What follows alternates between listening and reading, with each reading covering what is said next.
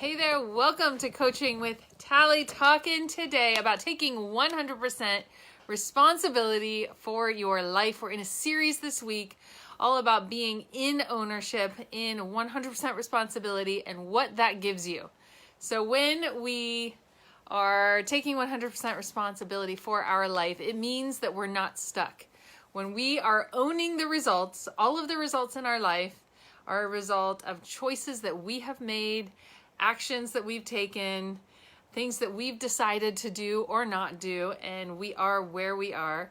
Even if there have been things done to us, even if we have been the victim of some things, it is our choice how we frame that, how we forgive that, how we move forward with what we have to work with today. And when that is the case, it's actually one of the biggest gifts to us, because then we're not stuck. We're not waiting for something outside of us or someone outside of us to get us results that we want. We actually can do something right now about that. So it's actually a huge gift to you to be able to, I can take that, to be able to take 100% responsibility for your life.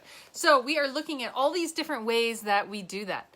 What are some of the different ways that we can take responsibility for ourselves? So day one, we talked about not blaming other people.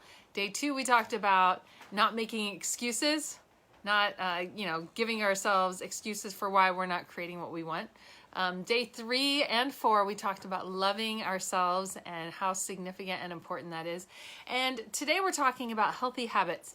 We're talking about rhythms and routines that make a difference for us. So if you're on here, I can see people are watching, but I can't see who. Sometimes it tells me, but say hey. So today, talking about rhythms in our life, one of the things I learned in probably the most stressful season of my life was all about, I really got that one of the things you can do to lower your stress levels hugely is just put rhythms in your life, put routines into your life. Hey, good to see you guys. So when you have rhythms in your life, it actually lowers your stress. Hey, good to see y'all. So one of the things we're going to do today, I'm going to go through the next 4 days on this specific topic of healthy habits, of integrating rhythms into your life, integrating routines that really create the results that you want to have.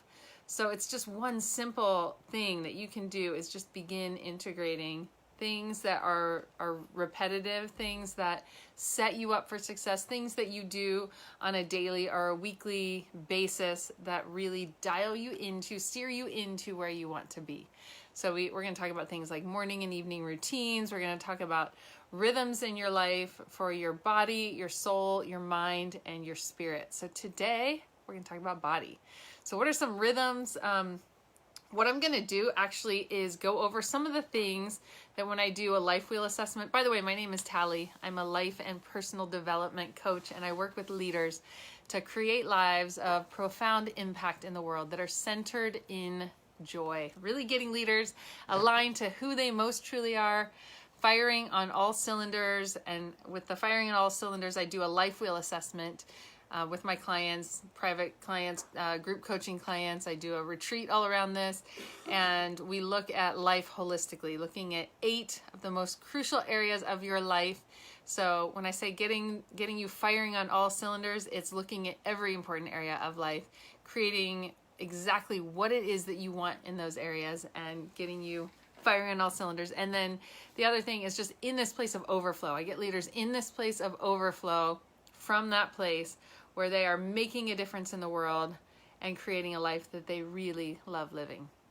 One of the ways we do that is a life wheel assessment, and one of the areas of the life wheel is health and wellness. So I'm just going to kind of zip through some of the questions that you want to take into consideration when you're thinking about your health and wellness, when you think about your body, because we are so integrated, body, soul, mind, and spirit. So when you think about your body, think about, I'm just going to go through some of these things and think about the rhythms. I just want you to take kind of a self-assessment right here, that the rhythms that you have in your life, the weekly or daily habits that you do that are impacted by these things we're going to talk about. So when you think about your overall health and wellness, when you think about your physical health, your emotional health, your psychological, mental health, are you actively engaging in things that support your stress management? Are you managing your stress in ways that work for you? Thinking about your body? Are you on a course with your body that you feel like you're happy with? Like, do you feel like you're making progress and moving toward what you want in regard to your body? Looking at your eating habits. Do you intentionally get the sleep that you need? Looking at nutrition. Are you fueling your body with healthy food? Do you think of food as fuel? So that's a good little reframe for you. Like, your food that you put into your body, that is fuel. Like, you put gas into your gas tank. So healthy food, supplementing, cleansing. Do you regularly do things that cleanse your organs, help your organs not be overworked? Are you intentional to increase, to maximize, to optimize your health? Thinking about prevention of disease and injury. Do you do things that prevent disease and injury? Do you have regular checkups, so where you're kind of in maintenance of your body? You know, we take our cars in every however many miles that your car needs for an oil change. Do you do that with your body? Are you getting checked out? That's including your eyes, your teeth. Are you getting adequate water? What does your exercise or daily activity routine look like? Are you doing things that get your body in motion regularly, daily? What about just, I like the way that I feel in my body? You just think about your relationship to judge of your vessel. Do you feel like you are getting that into a healthier and healthier place? Self-care is a priority for me. So how well do you lean into self-care? I have a stress-free, organized, decluttered environment that brings me peace. So that's an area. Looking at the spaces, your office, your home, your car, places that you find yourself regularly. Do you have it set up in a way that it actually reduces stress and brings you into a place of peace? Do you have order? Is it decluttered? That kind of thing. Do you actively improve your mental health? And we'll talk about that one a little bit more in the mind section around mindsets and overcoming limiting beliefs, and then intentionally working on your emotional state of being. So you just think about your body, the things that you do to take care of this beautiful gift that you've been given. What are some of those, and this would be really good to write down some of the rhythms that are in place right now that are working, and then write down some things that you feel like aren't working. Maybe it's you're not getting enough sleep, or you're just regularly not getting enough water, or you feel like your stress levels are pretty high fairly regularly, and that's something you'd like to do something about. Maybe you're having symptoms in your body. I know, like, gosh, I don't know, maybe 9 months ago or so, I was having some different symptoms coming up, and I'm like, these are all hormone related. And so I looked into that a little bit. I did a 10-week cleanse, and then I did a 75 hard challenge, and all of those symptoms have gotten into alignment, which is awesome. So are there things that your body is telling you? There are indicators there that you need to dial it in. So just take a quick assessment when you think about body. So we're going to talk through body, soul, mind, and spirit. But when you think about your physical body, what are some things that are working? And like, really cheer yourself on for those things. Acknowledge yourself for the things that you've set up and put into place. And then look at what's not working and what you might want to do something about.